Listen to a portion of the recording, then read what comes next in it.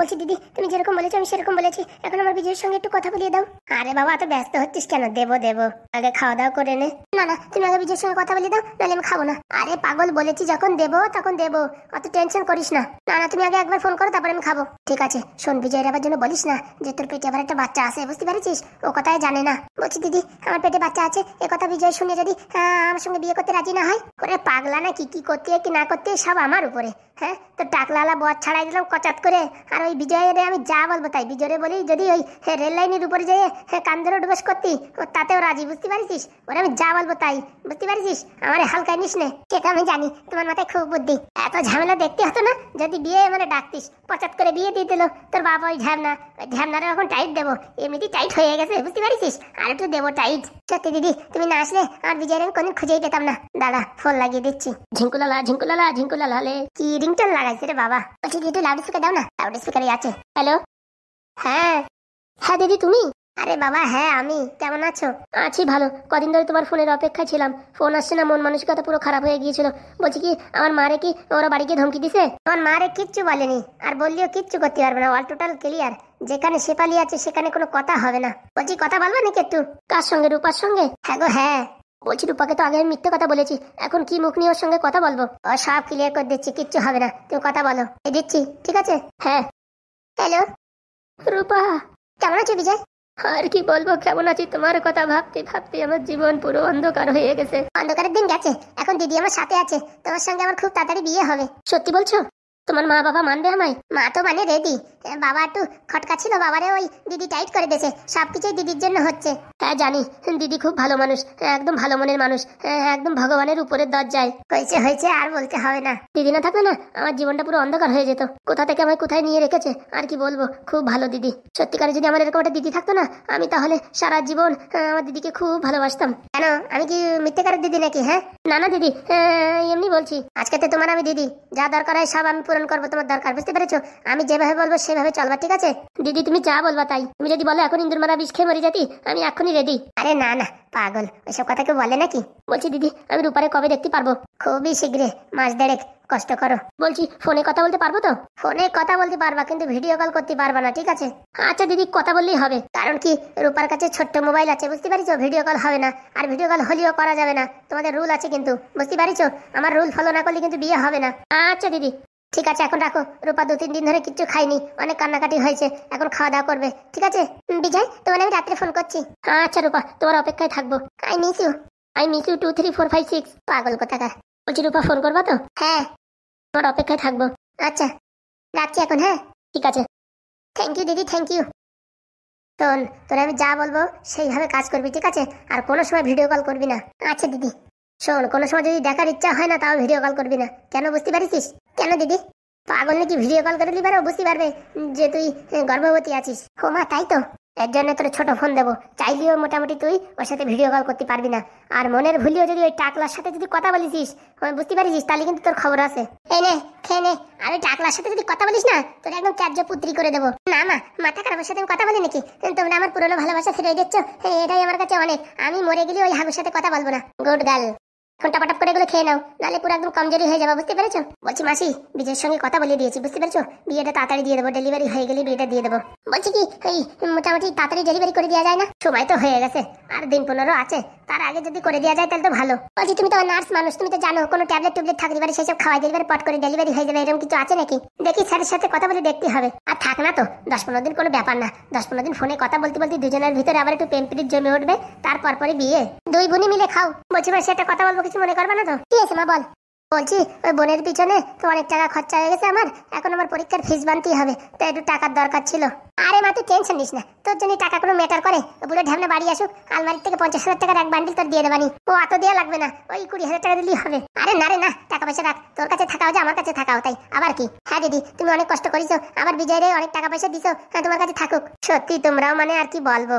আরে বাবা, তোর কাছে টাকা থাকাও যা আমাদের কাছে থাকাও তাই। বলছি মাসি, ওই যে জেসিবি দিয়ে ওদের ঘরটা গুঁড়ো করার কথা ছিল, তোমার বর কি করিছে তা? ভালো কথা বলিস, দাঁড়া ওইখানে বসে আছে, আমি যাই বলছি। একদম গুঁড়ো গুঁড়ো করে দেবা, বুঝছো? কোনো ইটও যেন বাঁচতে না পারে, যে ইট বেশি বড় লোক হবে সেই স্কিমও থাকবে না। ঠিক আছে, তোরা খাতি থাক, আমি এদিকে শাল্টিং দিচ্ছি, ভুলেই গেছিলাম।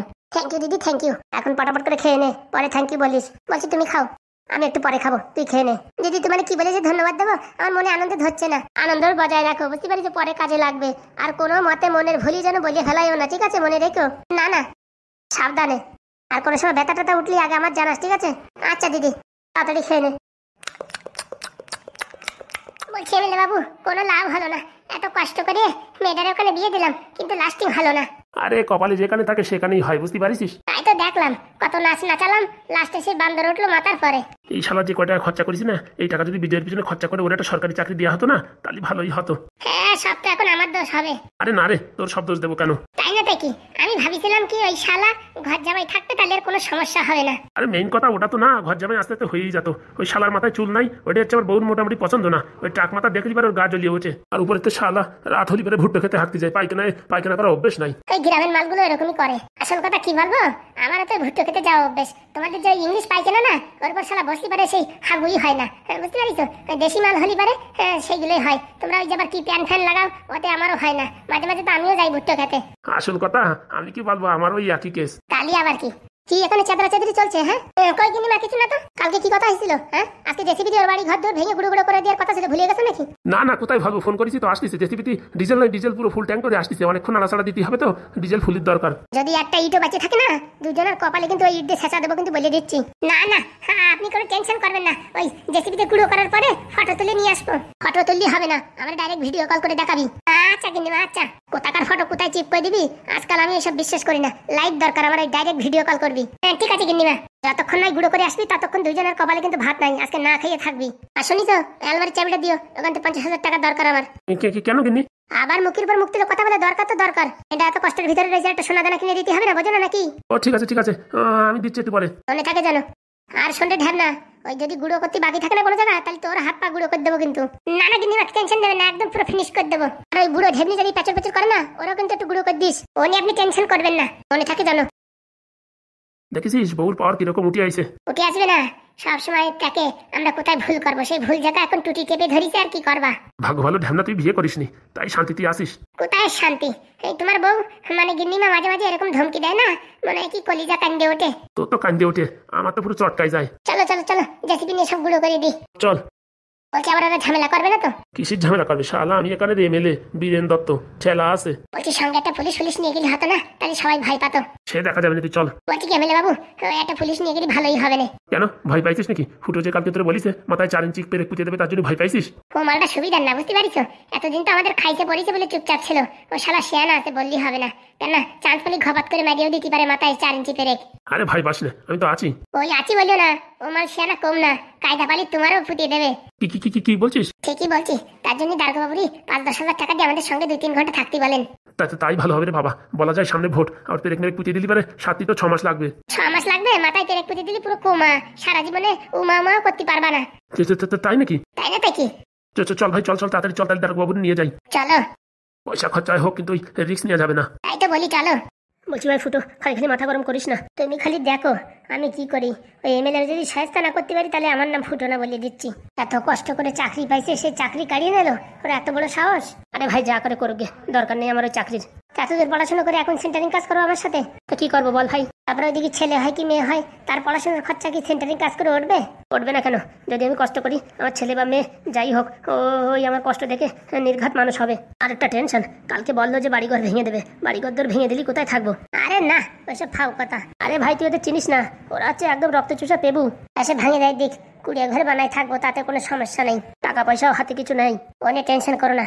ওই এমএলএ 2 মাসের টাকা আমার কাছে আছে, 15-30 হাজার টাকা। ওই যে মোটামুটি ঘর বার বাঁধিয়ে দিয়ে একবারে থাকলে হবে না। ভাই তুই আমার জন্য কত করবি, এর আগেও কত করেছিস, কত টাকা পয়সা দিছিস, এখন আবার তোর এত ঋণ আমি কি করে শোধ করবো? যেদিন তুমি চাকরি পাবা সেদিন শোধ করে দিও। চাকরি কি আর ভাই পাবো? সারাদিন কাজ করার পরে আর পড়াশোনা করার ইচ্ছা থাকে? আরে বাবা, চেষ্টা করলেই সবকিছু পারা যায়। ওতেই আরো দেখবো পড়াশোনার এনার্জি বাড়বে। আমার সাথে কাজে যাবা, যেই ফাঁক পাবা একটু বই পড়বা, আর বাড়ি এসে রাত্রিবেলা বই পড়বা, বুঝতে পারিছো? আর আমার সাথে কাজে গেলি তো তোমার অর্ধেক কাজ আমিই করে দেবো, বুঝতে পারিছো? কি হবে কে জানে, ওই একটা সমস্যা, রিটেনে পাশ করে গেলে ইন্টারভিউতে হয় না, গরিব মানুষ তো ওই আটকে যায়। আরে এক না একদিন কপাল খুলবেই খুলবে, চেষ্টা চালায় যাও, হার মানা যাবে না। তাছাড়া তো আর কিছু করানোর নেই ভাই। যতই যা হোক ওই এমএলএ রে মোটামুটি শিক্ষা দিতেই হবে। না ভাই, ওদের পিছনে লেগে লাভ নেই। ওরা কোথায় কোটি কোটি টাকার মালিক, আর আমাদের কাছে নেই ফুটো করি। ও তুমি চাপ নিও না, দরকারে 4 ইঞ্চি পেরেক পুঁতি দিয়ে জেলে যাব, কিন্তু এমএলএ আমি সাহায্য করবই করব। আর ওই শালা শেফালি আমার এত বড় ধোকা দেছে, ওর ধোকায় আমি পুরো বালি ঢেলে দেবো। ছেড়ে দে ভাই, ছেড়ে দে। ওদের পিছনে লেগে লাভ নেই। ওদের টাকা আছে, টাকা দিয়ে সব কিছু কিনে ফেলতে পারে, আমরা তো আর পারবো না। আমার সাথে একটা লোকের দরকার ছিল, তেড়া লোক, তাহলে দুইজনে মিলে একদম টাইট করে দিতাম। তুমি তো তা ভয় পাও। আরে বাবা, ভয় পাও না। শোন, আমাদের নামে কেস খামারি হয়ে গেলে চাকরি তো হবেই না, আর উপরেতে মান সম্মান ডুবে যাবে। বড় লোক মানুষদের কিচ্ছু হয় না, এখন ধরে নিয়ে যাবে, টাকা গুজিয়ে দেবে, একটু বার ছেড়ে দেবে। আর আমাদের তো তা না, 6 মাস 1 বছর জেল খাটলি, আর চাকরি তো দূরের কথা, লোকজন, গ্রামের লোকজন ছি করবে, দেখলি থু ফেলাবে। সে কথা ঠিক বলিস। এর জন্য এখন কাজ বাজ করে সংসারটা কি করে চালানো যায় সেটা দেখতে হবে, আর একটা চাকরির ব্যবস্থা করতে হবে। ভালোই হয়েছে চাকরি ফাকরি গেছে, ওইসব লোকের দেয়া দান বেশি দিন থাকে না, বুঝতে পারিস। ঠিক বলেছিস ভাই, কিন্তু ভুল একটা কাজ করেছি। যে টাকা পাইছি সব বউর পিছনে খরচা করে দিছি। ওই টাকাগুলো জমায় রাখলে এখন কাজে লাগতো। ও ফাও টাকা ফাও চলে যায়, ওইসব কথা ছাড়ো। কষ্ট করে চাকরি পাও, সেই চাকরির দাম থাকবে। ঠিক বলেছিস। এই গ্রামে কাজকর্ম নাই, সব ব্যবস্থা হয়ে যাবে, তুমি টেনশন নিয়ে না। তুই একমাত্র ভরসা ভাই। তুই যদি আমার পাশে না থাকতি না, আজকে আমার জীবন পুরো একদম অন্ধকার হয়ে যেত। তুই আসিস বলে একটু ভরসা পাই। তুমি টেনশন করো না, ফুটো তোমার সাথে সারা জীবন আছে। কি হয়েছে রে কালু, এরকম ভাবাচ্ছিস কেন? বলছি তোমাদের বাড়ি জেসিপি আইছে, তাড়াতাড়ি আসো, বাড়ি ঘর ভেঙে দেবে বলে। কি বলছিস? হ্যাঁ, জেসিপি আইছে, এমএলএ আইছে, আর পুলিশ মুলিশ কত কিছু আইছে। চল। কি হলো হাগুদা, চুপচাপ বসে আছো, যাচ্ছ না যে? ও ভাই তুই যা, আমি তো জানি আসবে। তোরা কি বলিসি, ওদের আমি হাড়ে হাড়ে চিনি। ওরা রক্তচোষা পেবু। ওরা যদি কারুর 1 টাকা দেয় না, 10 টাকা ওসুল করে ছাড়ে, সেই মানুষ ওরা। আর আমাদের এই ঘর বানিয়ে দিয়েছে, ও কি ছেড়ে দেবে? ও গুঁড়ো গুঁড়ো করেই ছাড়বে, সে আমি জানি। তা চলো, বাধা দেবা না? বাধা দিয়ে কোনো লাভ নেই, কিচ্ছু করতে পারবে না, বললাম না। এমএলএ আইছে, পুলিশ আইছে, কত লোক আইছে, বললো না, শুনিস না? কিচ্ছু করতে পারবো না। ওর থেকে এখানে বসে থাকি, চোখের সামনে ঘর গুঁড়ো করে দেবে, সেই যন্ত্রণা সহ্য করার ক্ষমতা আমার নেই। ওর চেয়ে আমি এখানেই বসে থাকবো।